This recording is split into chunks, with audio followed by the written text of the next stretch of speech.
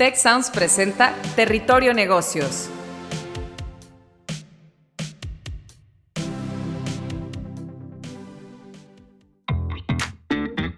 Bienvenidas y bienvenidos a un nuevo episodio de Territorio Negocios. Gracias por escucharnos y sumarse a la conversación con el hashtag Territorio Negocios. Mi nombre es Eva María Guerra, decana asociada académica de GADE Business School, y tenemos el día de hoy este episodio titulado El ABC del emprendimiento, ¿por dónde empezar? Y para conversar sobre este tema tenemos como invitados a Adolfo Babatz, fundador y CEO de Clip. Bienvenido, Adolfo. Hola, ¿cómo están? Feliz de estar por aquí. Gracias. Y Jairo Orozco, profesor del Departamento de Emprendimiento e Innovación Tecnológica de GADE Business School. Muchas gracias, Eva, por la invitación. Muy feliz de participar en este podcast. Gracias. Y bueno, para entrar en materia con este tema, sabemos que muchas personas en la actualidad ven el emprendimiento como un medio para realizarse profesionalmente y pues cumplir expectativas salariales, flexibilidad horaria. Sin embargo, es difícil iniciar y siempre hay obstáculos y que generalmente la persona que emprende pues debe enfrentar. Algunos de esos obstáculos pueden ser la falta de políticas públicas, la inflación, el difícil acceso al crédito, entre otros, ¿verdad? Que afectan al ecosistema financiero y al emprendedor.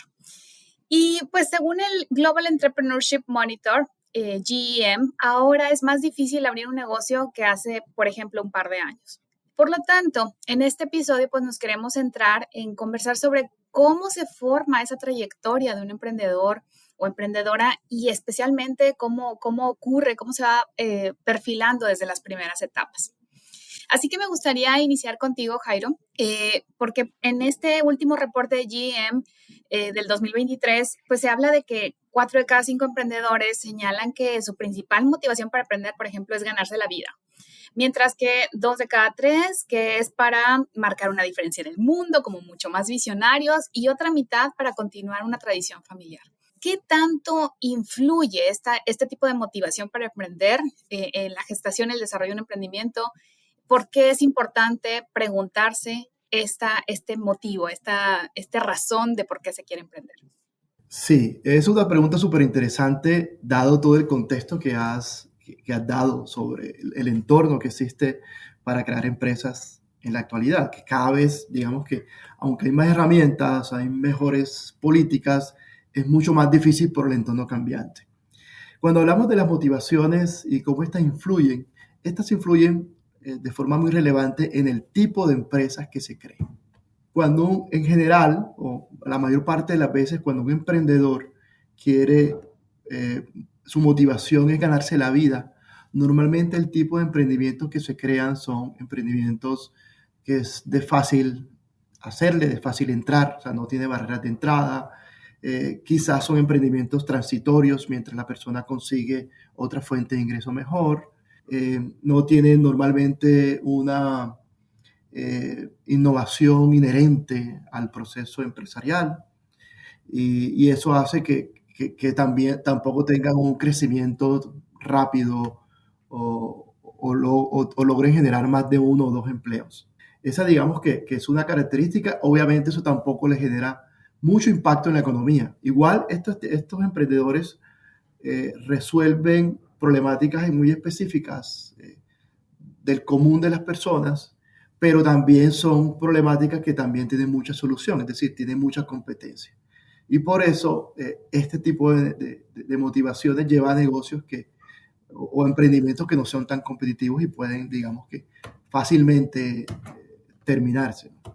La otra motivación de salvar al mundo, de hacer la diferencia en el mundo, es una motivación mucho más ambiciosa, que requiere una habilidades y capacidades y una mentalidad diferente para generar empresas que resuelvan reales problemas de mercado, reales problemas de la gente, que en buena parte no están solucionados de la mejor forma.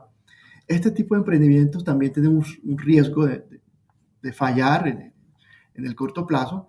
Sin embargo, si estos triunfan, tienen una escalabilidad mayor.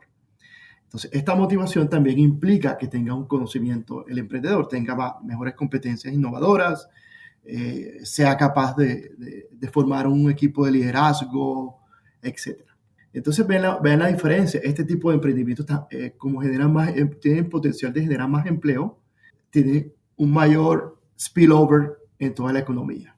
Los emprendimientos, la gente que sigue la tradición familiar de ser emprendedor, o normalmente que siguen una empresa que es de la familia, también son súper importantes porque las empresas pasan por ciclos de vida y muchas veces se requieren que cambien de generación el liderazgo de las empresas, y muchas personas están, digamos que, a la expectativa de asumir un rol mucho más importante en la empresa familiar, y por eso ya entran de lleno a buscar la manera de ser más innovadores. Esto se llama emprendimiento corporativo.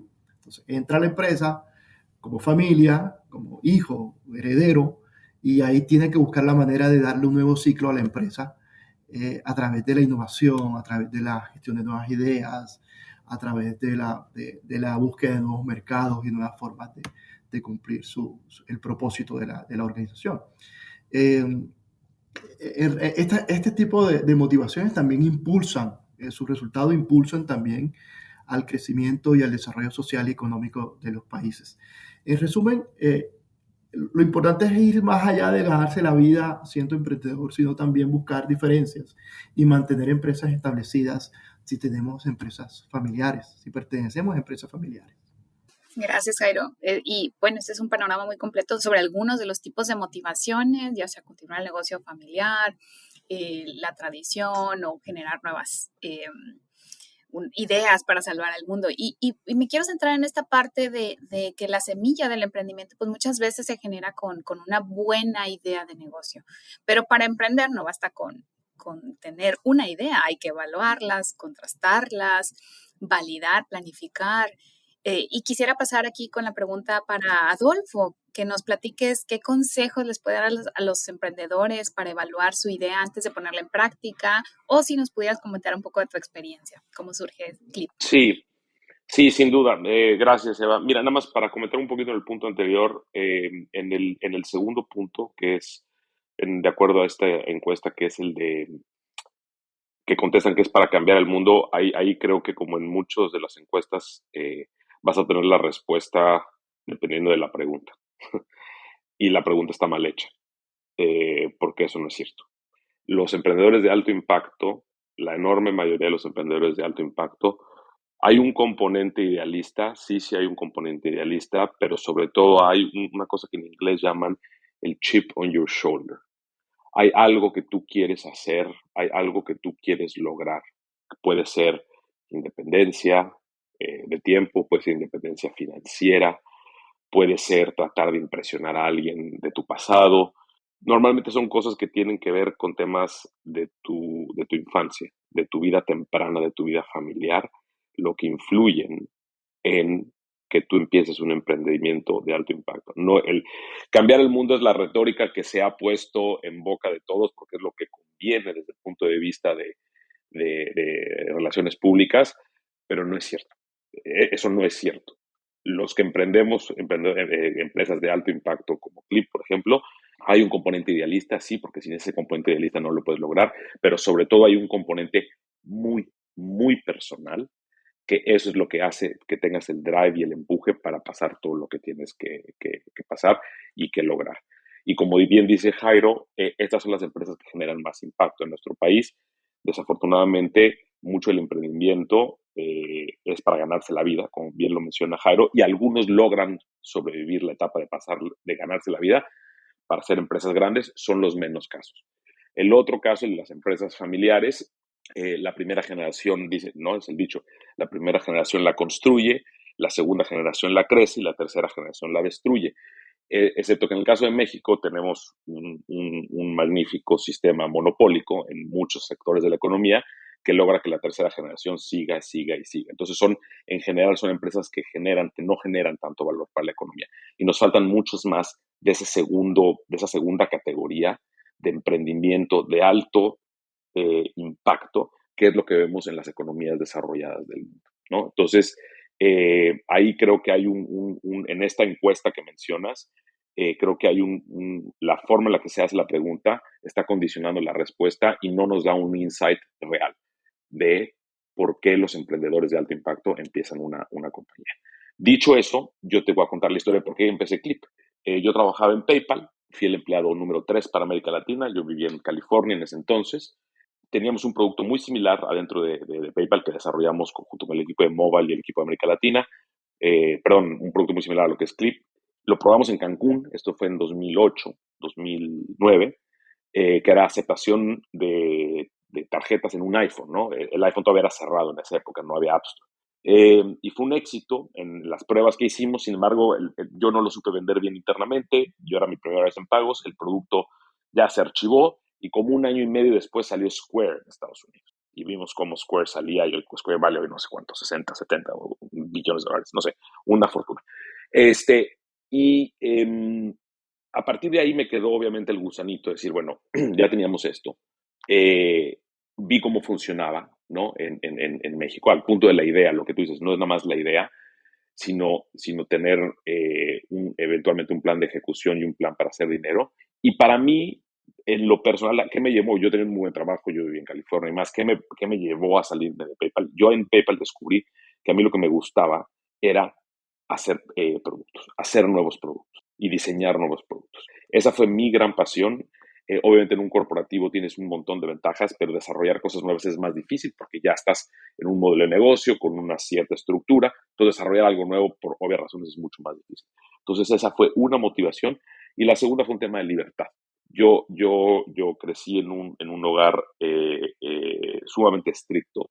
Mi papá era muy, muy, muy estricto con nosotros y yo quería tener la libertad de no tener a nadie realmente. Eso no tener jefe no es cierto, porque todos tenemos jefe, pero de tener la libertad de yo poder tomar mis decisiones y de yo poder llevar mi vida por donde yo quería. Esto no lo sabía yo en ese momento cuando empecé Clip, me di cuenta muchos años después, pero esas fueron mis dos grandes motivaciones. Un deseo profundo que viene arraigado desde mis años muy tempranos de libertad. Y número dos, un deseo y una pasión por el diseño y la invención de cosas nuevas en el mercado, ¿no? Sin importar un poco qué sea, pero de hacer cosas nuevas. Esas fueron mis dos grandes motivaciones. Y yo te diría, Eva, que en los muchos años que llevo en Clip y los muchos altos y bajos que he tenido, esas son las dos razones que las cuales me siguen manteniendo trabajando todos los días y entusiasmado y realmente poniendo el esfuerzo. El dinero no compensa, todo esto que sale, que las revistas, todo tampoco compensa. Lo que realmente compensa es lo que tienes dentro, muy, muy dentro de ti. Y para mí son estas dos cosas. Y te digo, todos los emprendedores de alto impacto tienen una historia similar a esta. Bueno, y un poco la idea, ¿no? Porque si bien te dije que yo quería hacer cosas nuevas, pues tú puedes hacer muchas cosas nuevas, ¿no? Sobre todo en el mundo digital. Y yo antes, esto fue en 2011 más o menos, tenía como unas 4 o 5 ideas en el tintero de qué es lo que iba a hacer, ¿no? Si se acordarán aquí, ustedes creo que ya tienen suficiente edad, igual que yo, de todos los social games, ¿no? O sea, cuando los juegos sociales en Facebook y demás. Entonces tenía la idea para una compañía de juegos, de hecho escribí el script y todo, tenía una cosa obviamente, para pagos, que era lo que hoy es Clip. Otra idea alrededor de e-commerce cross-border, o sea, en ese entonces el e-commerce en México estaba muy atrasado y la gente en México compraba muchísimo, sigue comprando mucho, pero sobre todo en Estados Unidos. Yo veía los datos además de eBay, porque PayPal era parte de eBay en ese entonces. Entonces, una parte de cross-border también. Entonces, tenía varias ideas y había otras 2 o 3 por ahí. Pero lo que hice, Eva, fue un poco evaluar a través de los números y de juntarme con personas el tamaño del mercado. El tamaño del mercado fue muy importante, número uno, y sobre todo, lo más importante de todo era lo que se llama el pain point. ¿Qué problema estaba yo realmente resolviendo? Y me di cuenta que si bien los juegos son muy divertidos y lo que sea, realmente no resuelven ningún problema, la parte de e-commerce resuelve un problema brutal, pero en México teníamos un problema previo al tema de e-commerce, que es el tema de métodos de pago. O sea, sin métodos de pago buenos no puedes tener un ecosistema de e-commerce pujante, que en México todavía no tenemos, porque no tenemos buenos métodos de pago. Y entonces me acabé decantando por el tema de pagos, que además era lo que yo conocía. Ahí yo tenía una ventaja competitiva, que ese es otro punto que creo que algunos emprendedores, hay un mito sobre que el founder de Garage, ¿no? No de Garage, que se sale de la escuela, el dropout, que se sale de MIT para empezar la compañía. Y eso es un mito. Hay un estudio precisamente de MIT que la enorme mayoría o sea, el 95% de las empresas, 98% de los startups exitosos son fundadas por fundadores que tienen arriba de 40 años. Es decir, que tienen unos 10, 12, 15 años de experiencia laboral. Los otros casos, los Steve Jobs, son outliers. Y los outliers, ustedes son profesores de business, o sea que lo saben mucho mejor que yo. Los outliers hay que quitarlos de las muestras porque son outliers, nada más te ensucian todos los datos. Bueno, pues es lo mismo, nada más se ensucian los datos, pero la narrativa se ha ido hacia allá. Entonces, lo mejor que tú puedes tener es algo de experiencia en la industria. Yo tenía relativamente poca experiencia en la industria de pagos, 4 años, pero sí me di cuenta que el expertise que yo había adquirido en PayPal no existía en México. ¿Por qué no existía en México? Porque México es un país en el que los métodos de pago están verticalmente integrados. Entonces, realmente no ha existido innovación y no ha existido muy, muy, muy poco emprendimiento en los sistemas de pagos hasta hace 10 años. Y yo tenía una ventaja ahí. Yo ya tenía algo de experiencia, era un mercado muy grande. Entonces me acabé decantando por la parte de pagos. Y debo decir que también jugó una parte importante un poco el gut feeling, ¿no? Yo venía de aquí, ya tenía muchos contactos en la industria. Yo había conectado a PayPal en México, o sea, la conexión al sistema de pagos, al sistema bancario y demás. Entonces la verdad es que me acabé decantando. Si lo quieres ver así, a lo mejor por la idea más fácil, que resultó ser la más grande, la que puede hacer más dinero eventualmente, pero creo que sí contó mucho el tamaño del mercado y tengo mi experiencia previa. Y eso es un consejo que yo a los emprendedores les daría ese consejo, que trabajen en un lugar que les dé una experiencia, cualquier industria, no importa la industria, una industria que te guste, que sea divertida, de preferencia es una industria problemática mejor, porque las industrias problemáticas son las que más capacidad tienes de disrumpir y de innovar, son las que más trabajo cuesta, pero son las que el payoff va a ser mucho más grande por lo mismo. Y así fue como me acabé decantando por la idea. Pero, de nuevo, el origen, había un tema de libertad, había un tema de crear cosas nuevas, y ya después escogí un poco la industria o el producto o cuál era el problema que iba a resolver. Excelente, muchas gracias, Adolfo. Y pues bueno, para la siguiente pregunta quisiera ya pasar al tema, bueno, ves que tenemos esta idea validada, ¿no? Y ya queremos entrar al mercado, pues necesitamos un plan de negocios que suele ser un dolor de cabeza. El tema del plan de negocios, el tema del equipo, ¿qué rol juega este documento del plan de negocios y el formar un equipo que pueda consolidar el modelo de negocios? Ajá, no sé si pasamos con Jairo y luego cerramos contigo, Adolfo, ¿qué te parece? Gracias Adolfo. Súper interesante la perspectiva que tienes sobre cómo gestaste esa idea de negocio. Y claro, resalto que es uno de los errores que cometen los emprendedores, es que es no mirar el tamaño del mercado. Y eso creo que es algo súper importante. Y realmente cuáles son los dolores del cliente, cuáles son las necesidades específicas y problemáticas reales que pueden llegar a resolver. Y ya de esta manera crear un producto, sí, algo que realmente resuelva y que tenga una propuesta interesante. De los planes de negocio se ha hablado mucho últimamente, en los últimos 10 años. Se ha hablado mucho de que no funcionan, de que ya para qué, bueno, incluso en la investigación Steve Blanks dice que, bueno, se mueren los planes de negocio y nace el Lean Startup como un proceso de validación y de aprendizaje mucho más natural frente a la experiencia que va teniendo el emprendedor. Yo lo que digo es que, y lo que he visto en muchos emprendedores, es que también ha cambiado cómo se concibe un plan de negocio. Cuando se crearon los conceptos de planes de negocio, estaban enfocados a una planeación estratégica de largo plazo. Que eso funciona bastante bien, o en buena parte, en una empresa que está establecida. Y claro, la gran crítica es, bueno, ¿cómo vas a hacer un plan de negocio en una empresa que no se ha creado todavía? O sea, todo lo que hagas aquí a 5 años es pura mentira.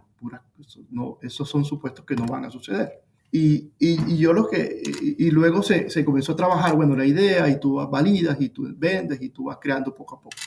Y está muy bien. Sin embargo, todavía se requiere un documento que ayude a compartir esa visión que tienes como emprendedor. Y eso hay que ponerlo en blanco y negro. Ya no tendrá las mismas partes como tenía un plan de negocio tradicional que tiene 4 cuerpos grandes. Yo creo que ahora va mucho más allá de ser un documento que hable, que te ayude a hablar realmente y que muestre la visión de empresario que puedes tener, que muestre realmente cuál es el propósito de la organización, qué es lo que quiere resolver, cómo ellos quieren mejorar el sector en que están, cuál va a ser el impacto que van a tener en el ecosistema. Y eso, los inversionistas invierten en la persona, en la visión de la persona. Y este documento va a ayudar a entender más la visión de la persona.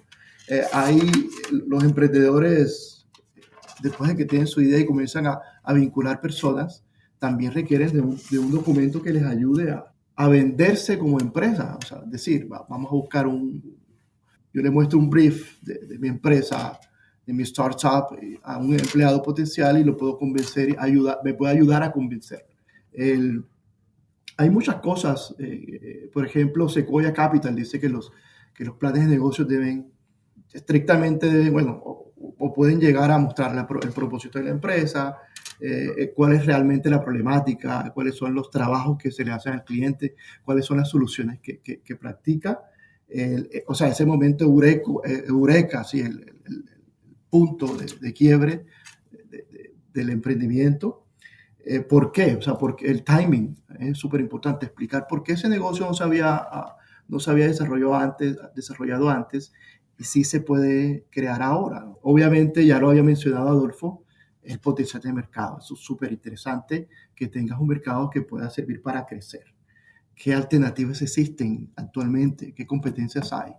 Y creo que las grandes compañías tienen esto muy claro. Incluso ya se incluye un modelo de negocio que digamos que viene de ese primer proceso de validación, un modelo de negocio que explica un poco cómo realmente le entra dinero a la empresa y cómo va a generar, cómo funciona y genera valor esta organización.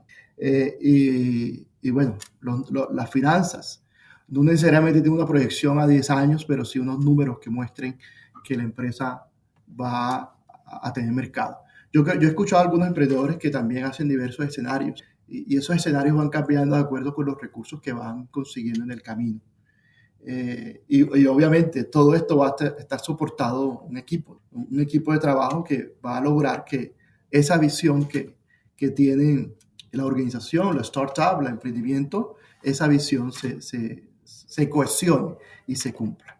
Entonces yo diría que digamos que pasamos de un plan de negocios diferente, con 1000 hojas, a unos planes de negocio mucho más ejecutivos, más sucintos, que responden a algunas de estas preguntas o de estas categorías que he mencionado. Dentro de tu experiencia, Adolfo, quizás tiene otras consideraciones que puede tener este documento. Sí, mira, creo que el plan de negocios, como tú bien dices, ha sufrido o ha cambiado de forma sustancial para bien.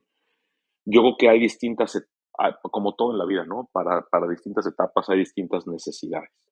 En las primeras etapas, para emprendimientos de alto impacto estoy hablando, ¿ok? Cuando estás empezando de cero, la verdad es que es bien sencillo. O sea, es uno, el problema que estás resolviendo, eso es lo más importante. Dos, cómo lo estás resolviendo. Tres, por qué tú lo puedes resolver mejor que nadie, y hay muchas formas de justificar eso. Y el tamaño de mercado, ¿okay? O el potencial tamaño de mercado. A veces los mercados parecen pequeños, eso es cierto, y después se pueden expandir de forma brutal, ¿no? O sea, no necesariamente un mercado que empieza, o sea, que es pequeño, o sea, que cuando el startup está empezando y es pequeño, no quiere decir que no se pueda. Un buen ejemplo de eso es Airbnb, por ejemplo. Entonces, y en esa primera etapa, lo único que importa realmente son tres cosas. El producto, o sea, el problema y el producto. El product market fit, o sea, si la gente quiere ese producto y la gente lo va a usar, y los valores y la cultura que tú estás metiendo en la compañía. Esas son las tres cosas que importan. ¿Okay? Porque tú puedes tener las mejores proyecciones, puedes tener el tamaño de mercado más grande del mundo, pero si no tienes product market fit no sirve de nada. Y es justo a lo que tú te refieres, Jairo, del Lean Startup, ¿no? Que empiezas iterando el producto para ver que a la gente le guste. Y todo tu primer plan de negocios tiene que estar centrado en eso, es el llamado seed round. Después, cuando pasas a la ronda A, a la ronda B, ahí es cuando un plan de negocios, si tú lo quieres ver, oye, si lo quieres llamar así más tradicional, empieza a tomar forma. ¿Cuál es ese plan de negocios? Donde realmente puedes hacer dinero de ese emprendimiento, ¿ok? Que los que llaman los customer economics salen, que los números son positivos, es decir, que el revenue que te trae un cliente es mayor al costo de adquirir. O por qué en un futuro eso va a ser, eso yo creo que es una falacia, pero algunas empresas con eso levantan dinero. Pero ya ahí es donde los customer economics empiezan a hacer mucho más sentido, sobre todo en la ronda A, y a partir de la ronda A y en adelante es donde ya las medidas, si lo quieres ver así, más tradicionales de revenue, costo y demás, empiezan a tener mucha más relevancia. Entonces creo que el plan de negocio, o sea, el problema que teníamos antes es que pasábamos de 0 a un plan de negocios perfectamente evolucionado y proyectado y demás, lo cual era una falacia. Es el tío Lolo. Todos nos hacemos tontos porque sabemos que eso no va a suceder. Ahora el plan de negocios, si lo quieres decir, se parte en distintas etapas. En la etapa se enfoca mucho más en el producto, la primerísima etapa, y en los fundadores y en la cultura de la compañía. La segunda etapa se forma, o sea, se enfoca más en lo que yo decía, los customer economics. Quiere decir que si tú puedes hacer dinero. Y la tercera etapa se enfoca mucho más en la escalabilidad, tercera y para adelante, en la escalabilidad. Es decir, si esto realmente se puede hacer masivo. Si realmente este producto, que ya gente lo está usando, ¿no? Que funciona, que los retengo, que gano más por cada usuario que traigo de lo que lo vendo, realmente lo puedo escalar.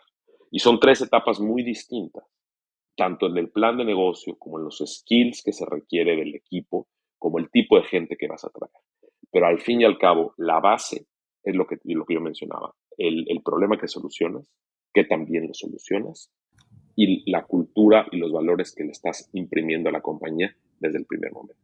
Y a partir de ahí se deriva todo lo demás. Sí, Adolfo, y esa última etapa que mencionas, que tiene que ver con cómo va a generar más clientes, esa es una etapa más compleja, ¿no? O sea, esa brecha que hay entre los early adopters y luego el mainstream market, donde se desarrollan todas estas estrategias de entrada al mercado masivo, son las que, digamos que ahí donde se requiere un gran esfuerzo, y hay muchas empresas, la mayor parte de las startups se caen, ¿no? Porque le falta esa visión, o sea, son capaces de validar, son capaces de crear una solución en el mercado, pero llevarla a un mercado más amplio requiere, además de mucho conocimiento, una planeación muy estricta.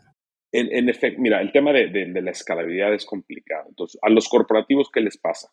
Los corporativos son, en su enorme mayoría, no todos, pero en su enorme mayoría, son incapaces de hacer las primeras 2 etapas, de ver cuál es el problema que hay en el mercado, corporativos ya establecidos, de hacer un producto que realmente funcione, pero ya tienen la escala. Entonces, un poco suplen un mal producto con la escala, es lo que pasa con muchos de los bancos, que los productos son muy malos, pero ya tienen la escala.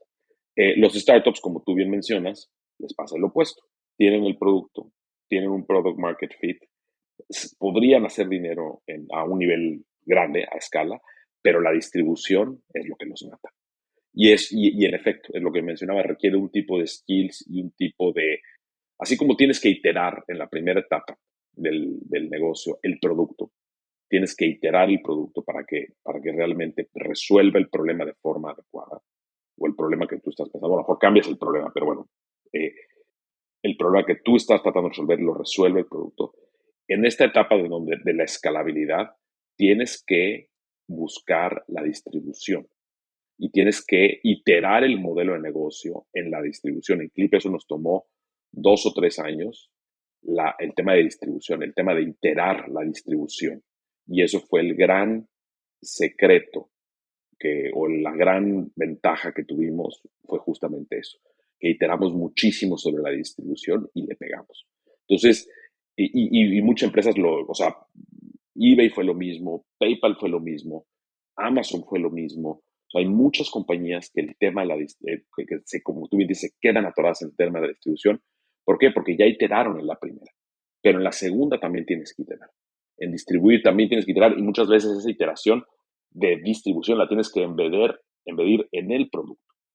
Tienes que hacer que el producto se vaya distribuyendo por sí mismo. Entonces, como tú bien dices, una etapa, no, yo diría que es más compleja, es distinta. Y creo que se requieren skills distintos por parte del equipo. Excelente, muchísimas gracias. Pues estamos llegando al final de este episodio. Me quedo con esta idea de que el emprendimiento, ofrece grandes oportunidades, pero requiere una motivación sólida, una evaluación cuidadosa de la idea de negocio, conjuntar esto de la experiencia que comentábamos, un buen plan estratégico bien elaborado, la formación de un equipo comprometido para superar los desafíos y poder escalar el negocio como estábamos comentando al final. Y bueno, pues muchísimas gracias Adolfo Babatz, fundador y CEO de Clip, y Jairo Orozco, profesor del Departamento de Emprendimiento e Innovación Tecnológica de GADE Business School. Fue una excelente conversación y muy valiosa para nuestra audiencia. Esperamos que muy pronto podamos tener oportunidad de coincidir nuevamente. Gracias también a todo el equipo de producción y a las personas que nos escuchan. Los esperamos de vuelta en nuestro próximo episodio. Hola, somos Azucena Rojas, Beata Boina y Carlos Elizondo. Te invitamos a escuchar Con su permiso, un podcast sobre análisis de la realidad política, económica y social de nuestro país, así como del entorno internacional. Con su permiso es parte de Tech Sounds Podcasts, la barra oficial del Tecnológico de Monterrey.